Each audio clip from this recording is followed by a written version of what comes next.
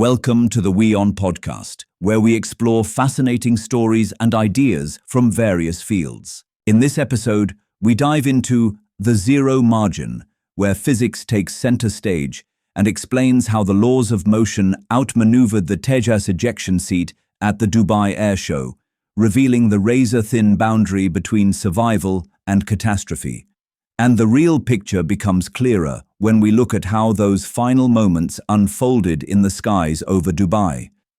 When the Indian Air Force's Tejas fighter jet exploded into a ball of fire at Dubai's Al Maktoum International Airport on Friday afternoon, families watching the airshow witnessed something no one should ever see: a pilot's final moments playing out against a clear sky.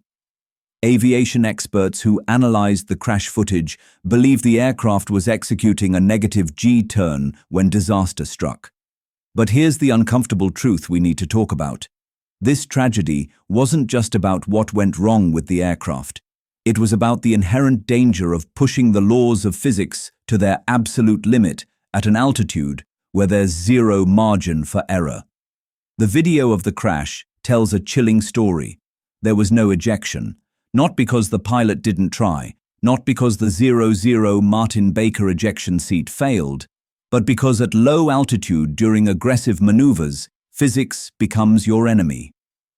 The term 00 means the seat can save a pilot's life even at zero altitude and zero speed, literally while the aircraft is still on the runway. It's an incredible piece of engineering that uses powerful rockets to blast the pilot clear of the aircraft and deploy a parachute within seconds. But here's the catch. Even this remarkable technology needs a minimum amount of time and height for the parachute to fully open and slow the pilot's descent. When you are performing aerobatics just a few hundred feet above the ground and the aircraft suddenly loses control, that time simply doesn't exist. Let's talk about what negative G really means in practical terms. When a fighter jet completes a loop and the pilot is upside down at the top, blood rushes to the head, vision can blur, and spatial awareness becomes challenged. Now imagine coming out of that loop, trying to level the aircraft, and suddenly something goes wrong. The Tejas, being a modern fighter, uses fly-by-wire technology, meaning there are no direct mechanical links between the pilot's controls and the aircraft's moving surfaces. Instead, computers interpret the pilot's inputs and adjust the control surfaces accordingly, making the aircraft more stable and easier to handle. This system has multiple redundancies and is incredibly reliable. But what if, during a negative G maneuver at low altitude, the engine doesn't respond as expected? Maybe there's a compressor stall, where the engine temporarily chokes and loses power. Maybe the airflow gets disrupted for just a fraction of a second. At 10,000 feet, a pilot has time to troubleshoot. The fly-by-wire system has time to compensate, or the pilot can eject safely. At 500 feet, during an aggressive maneuver, you have seconds, perhaps less. This is why airshow crashes, though rare, are almost always fatal. The Rajasthan Tejas crash in March 2024 had a different outcome. The pilot survived because he had altitude. When that aircraft got into trouble, there was enough height for the ejection sequence to work properly. The 00 seat fired, the rockets blasted the pilot clear, the parachute deployed, and he walked away. But in Dubai, performing for spectators at low altitude, there simply wasn't enough sky between the aircraft and the ground. By the time the emergency became apparent and the pilot may have attempted to eject, the aircraft was already too close for the parachute to deploy effectively. Now, some argue that Dubai's 35°C heat affected the engine performance. But this reasoning falls apart when you consider that India operates these jets in Rajasthan, where summer temperatures regularly exceed 45 degrees. The Tejas has performed flawlessly in those conditions for years. The aircraft from Sulur squadron that crashed had been flying since 2016 without incident. So why Dubai? Why now? The answer isn't the desert heat. It's the deadly combination of low altitude and complex aerobatics. Here's what most people don't understand about airshow flying. It's not normal flying. Combat missions, patrol duties, even training exercises, all these happen at safer altitudes with built-in safety margins. The fly-by-wire system is designed to prevent pilots from accidentally overstressing the aircraft during normal operations. But airshows demand that pilots push their machines to the visual limits at heights low enough for spectators to see the drama.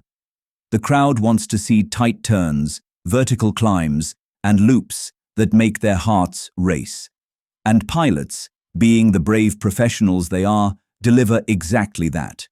But every single time they do, they're gambling with physics in a way that leaves almost no room for mechanical failure or unexpected aircraft behavior. The LCA Tejas has an impressive safety record, just 2 crashes in 24 years. Compare that to the MiG-21, which earned the grim nickname Flying Coffin for its numerous accidents. The Tejas was supposed to change that narrative, and largely it has.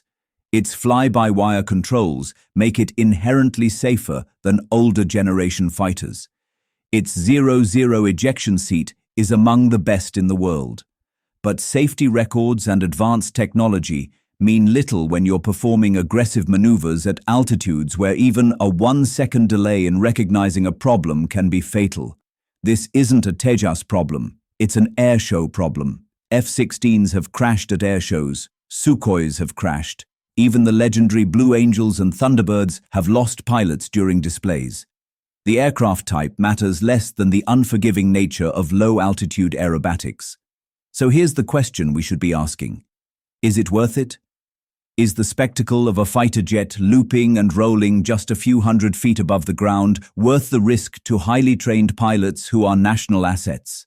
These aren't stunt performers. They're combat-ready officers who've spent years mastering their craft.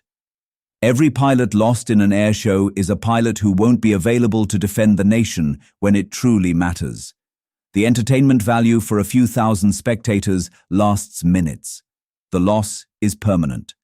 The investigation will tell us what mechanically failed or what sequence of events led to the crash. But we already know the larger truth.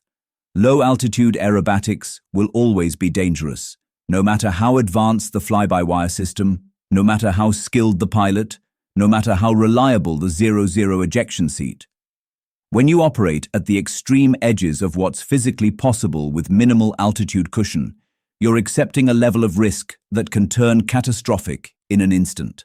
Perhaps it's time we rethink how we showcase our military capabilities. Perhaps virtual reality displays, simulator demonstrations, or higher altitude performances could deliver the same impact without putting irreplaceable human lives on the line.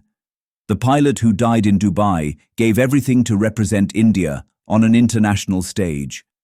But the real question is, should we have asked him to take that risk in the first place? Thanks for tuning in to this incredible story. If this episode resonated with you, don't forget to hit the like and subscribe button for more captivating stories to come.